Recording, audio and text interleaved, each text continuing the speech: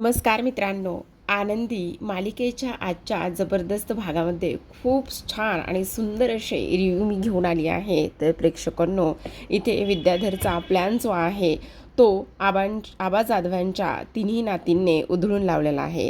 एवढंच नाही तर आपल्या पृथ्वीने मात्र आनंदीच्या रक्ताने माखलेल्या हाताचे ठसे एका शालीवर घेतलेत आणि त्या शालीने आता युगंधरचा सत्कार केला आहे आणि त्याने असं म्हटलं आहे की आजचा दिवस जो आहे ना तो माझ्यासाठी खूप महत्त्वाचा आहे. आनंदीने आणि माझ्या बाबांनी जे काही माझ्यासाठी केले ना त्यामुळे हा दिवस माझ्यासाठी फार महत्त्वाचा आहे असं सुद्धा आता इथे तो बोललेला असतो. हेच आपल्याला या आजच्या भागात पाहायचे, त्यामुळे हा व्हिडिओ शेवटपर्यंत नक्कीच पहा. तर आता प्रेक्षकांनो, इथे आनंदी आलेली नसते आणि त्यामुळे जरा युगंधर चिडीला जात असतो.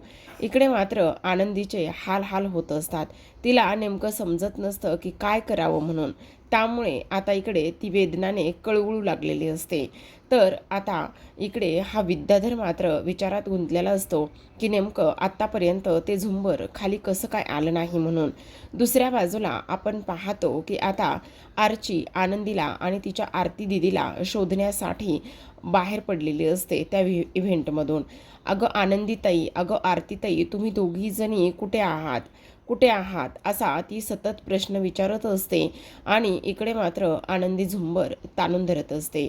इकडे मात्र आरतीचा आवाज ह्या आर्चीला येऊन पोचलेला असतो आणि तेव्हा आर्ची विचार करत असते, ह्या दरवाजाला तर बाहेरून कडी आहे, पण मग आतमध्ये नेमकं कोण आहे? एकदा दरवाजाची कडी उघडून बघू का, असं म्हणून ती ताबडतोब दरवाजाची कडी उघडून पाहते आणि दरवाजाची कडी उघडून पाहिल्याबरोबर आता मात्र इथे आतमध्ये आरती असते आणि तेव्हा ती ताबडतोब आरतीला लगेचच तिथून बाहेर काढण्याचा प्रयत्न करत असते आणि म्हणत असते, इथे तू काय करतेस म्हणून. त्याचबरोबर आनंदी दिदी कुठे आहे? दुसऱ्या बाजूला आनंदी ही अजूनही दोरी ओढूनच धरलेली असते. थोडा थोडा झुंबर खाली येतो तेव्हा विद्याधरला आनंद होतो, पण जेव्हा झुंबर त्याच वेगाने पुढे जातो त्यावेळेला तो म्हणत असतो, ही आनंदी एवढी कशी चिवट आहे, अजून तरी हा दोर खाली कसा काय आला नाही, असं सुद्धा आता इकडे तो विचार करू लागलेला असतो. काही जरी झालं तरी मला तो दोर इथे खाली आणला पाहिजे असा विद्याधरचा विचार सुरू असतो. इकडे मात्र आरती आणि आर्ची ह्या दोघीजणी धावतच येतात, पण जेव्हा आनंदीच्या हातून तो दोर सुटतो त्यावेळेला मात्र ह्या दोन्ही हिरकण्या धावत येऊन पुन्हा त्या दोराला पकडत असतात आणि त्या दोराला पकडल्यानंतर पुन्हा एकदा तो झुंबर खाली पडण्यापासून वाचत असतो.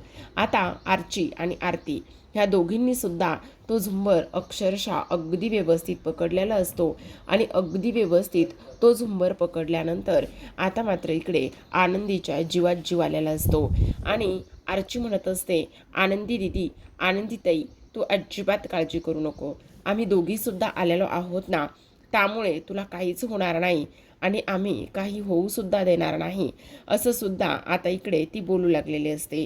एवढंच नाही प्रेक्षकांनो, तर आता मात्र इकडे दुसऱ्या बाजूला विद्याधर हे सगळं काही पाहत असतो, कारण विद्याधर विचार करत असतो की आणखी इथे हा झुंबर खाली कसा काय आला नाही, असा सुद्धा तो आता इकडे विचार करू लागलेला असतो आणि असा विचार केल्याबरोबर आता ह्या तिघी बहिणींची कमाल इथे तो पाहत असतो.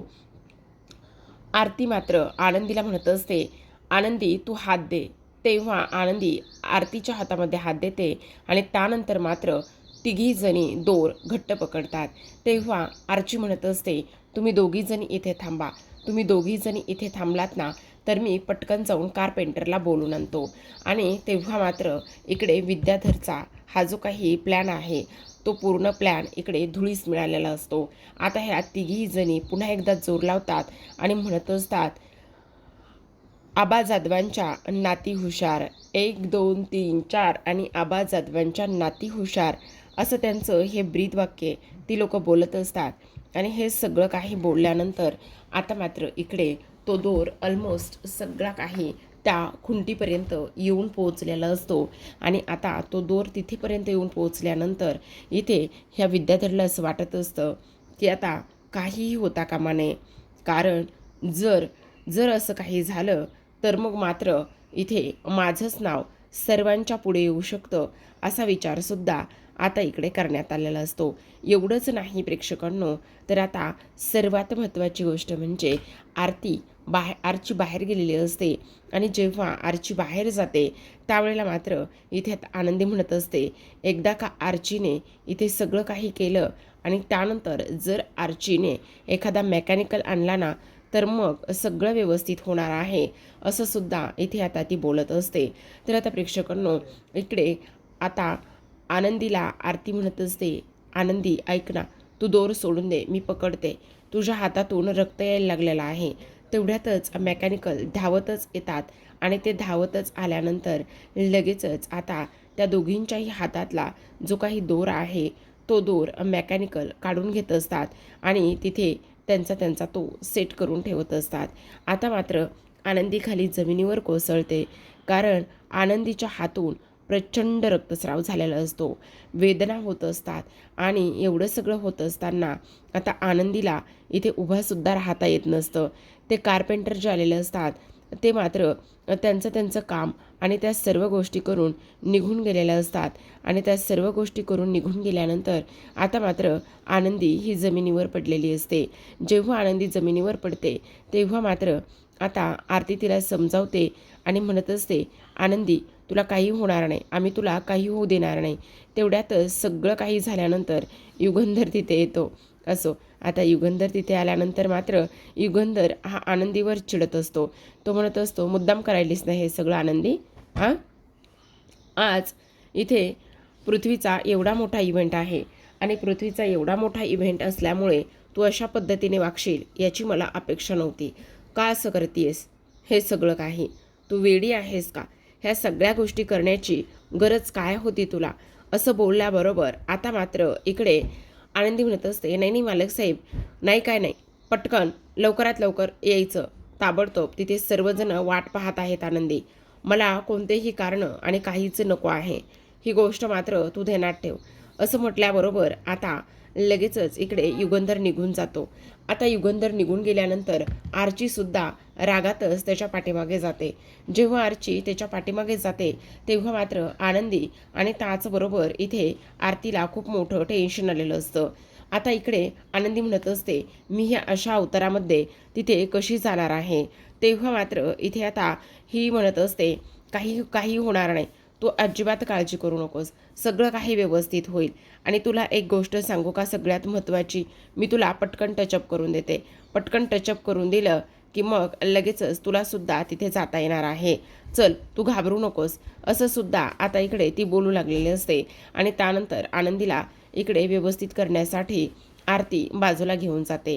आता हे सगळं काही तर सुरू असतं प्रेक्षकांनो, पण सगळ्यात महत्त्वाची गोष्ट म्हणजे अजून आरती कशी आली नाही, आनंदी कशी आली नाही असा प्रश्न हा युगंधर इथे आर्चीला विचारत असतो. तेव्हा मात्र आर्चीने इथे लाज राखलेली असते. आर्ची ही बेधडक बिनधास्त अशी मुलगी आहे. ती लगेचच म्हणत असते, आनंदी दिदी नाही येऊ शकत. तेव्हा लगेचच युगंधर म्हणत असतो, नाही येऊ शकत म्हणजे हे काही प्रश्न आहे का? हा काही उत्तर आहे का? हे काय आहे सगळं? नाही येऊ शकत म्हणजे? त्यावेळेला आर्ची म्हणत असते, मालक साहेब कशी येणार आहे माझी आनंदी दिदी इथे स्टेजवरती? ती काही मुद्दामून येणार नाही अशातला भाग नाहीच आहे. पण तुम्हाला माहिती का ती काय येत नाही? ते काय येत नाही? कारण तिचे दोन्ही हात रक्ताने सोलून निघाले आहेत आणि ते सुद्धा मनगटापर्यंत पूर्ण सोलून निघालेत. तेव्हा मात्र युगंधर म्हणत असतो, काय? हे कसं शक्य? तेव्हा ती म्हणत असते, होय हे शक्य आहे.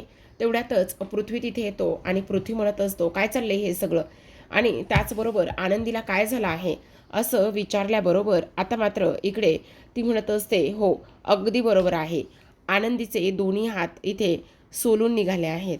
कसे काय असं विचारल्याबरोबर आता मात्र आर्ची सगळं काही सांगायला सुरुवात करत असते. प्रेक्षकांनो, आनंदी, आर्ची आणि आरती ह्या नावामध्ये खूप जास्त कन्फ्यूज आहे बरं का, म्हणजे विचारूच नका, पण असो तुम्ही समजून घ्याल. आता इकडे आपण पाहतो ती सगळी काही स्टोरी सांगायला सुरुवात करते. ती म्हणत असते, जवळपास माझी दिदी ना इकडे यायच लागली होती आणि तेव्हा स्टेजवर येत असतानाच ना तिला कसला तरी काहीतरी दोरी कापल्याचा आवाज आला. त्यामुळे ती पाहायला गेली तर इथे झुंबरचा जो काही दोर आहे तो दोर कोणीतरी कापण्याचा इथे प्रयत्न करत होतं आणि तो दोर कोणीतरी कापण्याचा प्रयत्न करत असल्यामुळे माझ्या आनंदीताईने ते पाहिलं आणि त्यानंतर तिने तो झुंबरचा दोर तसाच इथे पकडून ठेवला. इथे निंबाळकर कुटुंब सगळं स्टेजवरती होतं आणि जेव्हा निंबाळकर कुटुंब सगळं स्टेजवरती होतं त्यावेळेला मात्र माझी आनंदी दिदी तिकडे तो दोर पकडून इथे रक्ताच्या थारोळ्यात होती. एवढंच नाही मालक साहेब, हे समजा हे सगळं काही माझ्या दिदीला, आरती दिदीला सगळं काही समजलं तेव्हा ती इथे कारपेंटरला बोलवून आणायला गेली तर तेव्हा तिलासुद्धा कोणीतरी एका खोलीमध्ये बंद करून ठेवलं आणि जेव्हा तिला खोलीमध्ये बंद करून ठेवलं तेव्हा मात्र तरीसुद्धा आनंदी दिदी तो दोर इथे ओढून धरण्याचं काम करत होती. पण तेव्हा आनंदी दिदीच्या हातावरती कोणीतरी तेल ओतलं, त्या दोरवरती तेल ओतलं, तिच्या पायावरती सगळं तेल ओतलं जेणेकरून तो दोर सुटला जाईल. आता जे जे शब्द ज्या ज्या गोष्टी इथे आर्ची सांगू लागते त्या वेळेला मात्र सगळ्यांचं लक्ष इथे आपल्या ह्या विद्याधरकडे जात असतं. कारण या विद्याधरशिवाय दुसरं कोणीही हे सगळं काही करू शकणार नाही ही गोष्ट मात्र सर्वांना खात्रीनिशी पटू लागलेली होती. आणि आता हे सगळं विद्याधरनेच केलेलं असेल हे सुद्धा त्यांना इथे समजलेलं होतं. आता मात्र ह्या शिल्पाचं सुद्धा लक्ष सर्व काही विद्याधरच्या आत्ताच्या हालचालीकडे होतं. आता मात्र इथे आर्ची म्हणू लागते, तरीसुद्धा माझ्या आनंदी दिदीने हे सगळं काही सोडलं नाही. मालक साहेब, जेव्हा माझी आरतीताई येईना, जेव्हा माझी आनंदी दिदी येईना तेव्हा मला थोडा संशय आला आणि तुमचा राग वाढत चालला होता म्हणून मी पाहायला गेले आणि म्हणून मी पाहायला गेल्यानंतर पाहते तर काय, आरती दिदीला इथे कोणीतरी खोलीत बंद करून ठेवलं होतं आणि त्यानंतर मात्र इथे आनंदी दिदी रक्ताच्या थारोळ्यात होती आणि त्यामुळे मी धावतच जाऊन आरतीला इथे सोडलं आणि त्यानंतर कारपेंटरला बोलून आणलं आणि त्यानंतर इथे निंबाळकरांच्या या घरावरती आलेलं संकट मात्र इथे आज माझ्या आनंदी दिदीमुळे सगळं काही व्यवस्थित झालं आहे असं सुद्धा आता इकडे ही आर्ची सर्व काही गोष्टी इथे आता सांगू लागलेली असते.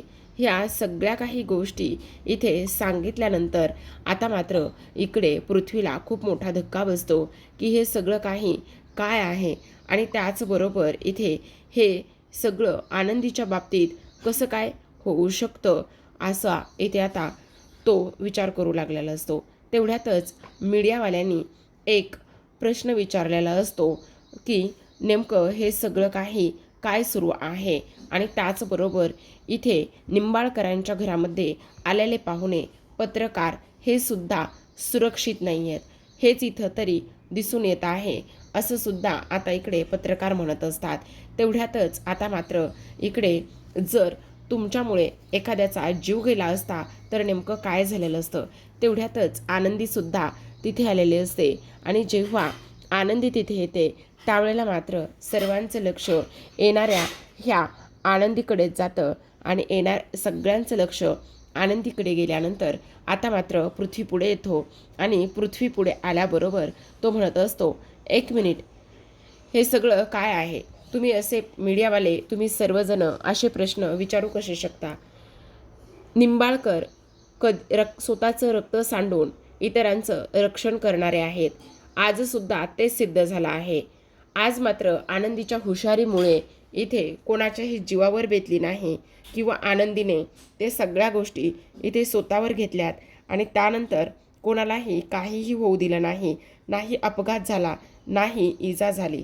पण तरीसुद्धा इथे आनंदीला काही झालं असतं किंवा हे सगळं कुणी करून आणलं, काय आणलं, ह्या सगळ्या गोष्टी इथे तुम्हाला विचारायच्या नाही आहेत का किंवा जाणून घ्यायच्या नाही आहेत का असं सुद्धा मीडियावाल्यांचा प्रश्न पुन्हा असतो.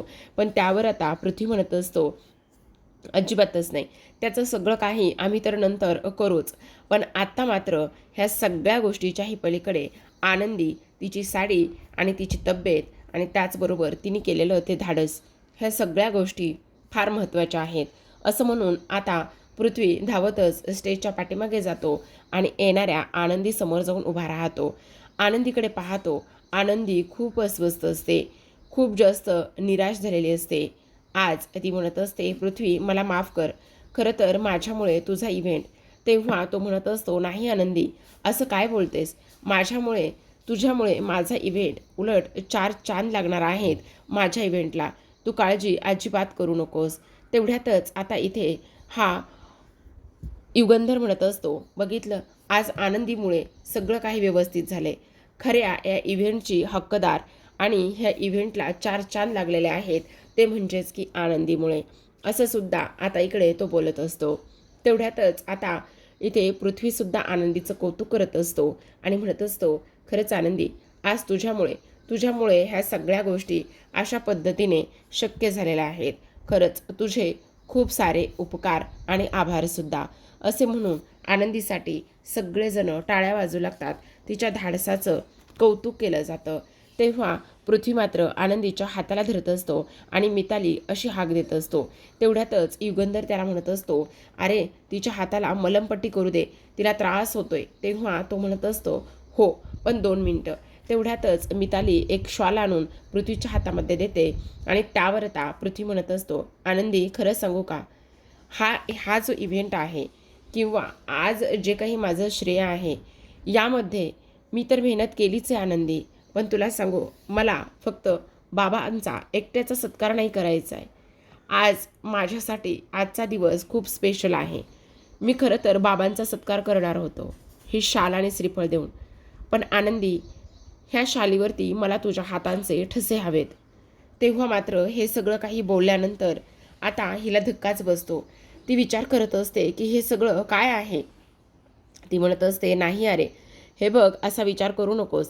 ती सगळं काही शाल ते सगळं काही खराब होईल आणि मी तुला ह्याच्यावरती ठसे नाही देऊ शकत आहे.